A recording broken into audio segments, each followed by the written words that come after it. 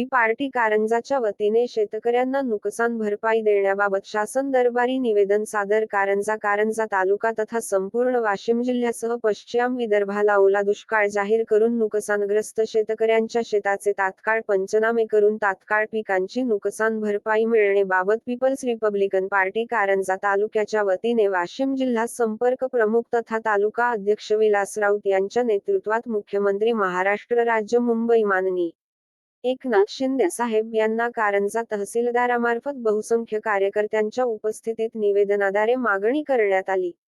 याबाबत सविस्तर वृत्त असे की सलग 2 महिन्यापासून सुरू असलेल्या सततच्या पावसामुळे व काही मंडळात अतिवृष्टी झाल्यामुळे शेतकऱ्याच्या शेतातील पिकांचे अतोनात नुकसान झाले आहे. त्याचा फटका पश्चिम विदर्भातील अमरावती महसूल विभागाअंतर्गत येणाऱ्या अमरावती, यवतमाळ, कारंजा तालुक्यासह वाशिम, अकोला, बुलढाणा या 5 जिल्ह्यातील लाखो हेक्टर शेतातील पिकांना बसला आहे. शेतकऱ्यांची परिस्थिती लक्षात घेऊन कारंजा तालुक्यासह वाशिम जिल्ह्यात तथा पश्चिम विदर्भाला ओला दुष्काळ म्हणून जाहीर करावा आणि नुकसानग्रस्त शेतकऱ्यांना तात्काळ सरसकट भरीव अशा प्रकारची आर्थिक नुकसान भरपाई देण्यात येऊन त्यांना मोठा दिलासा द्यावा अशी मागणी आज 9 सप्टेंबर 2024 रोजी माजी खासदार प्रा. जोगेंद्रजी कफडे यांच्या नेतृत्वाखाली पीपल्स रिपब्लिकन पार्टी कारंजा लाडजी वाशिमच्या वतीने लक्षवेधी निवेदन मोहीम अंतर्गत स्वाक्षरीसह या निवेदनाद्वारे मुख्यमंत्र्यांना करण्यात आली.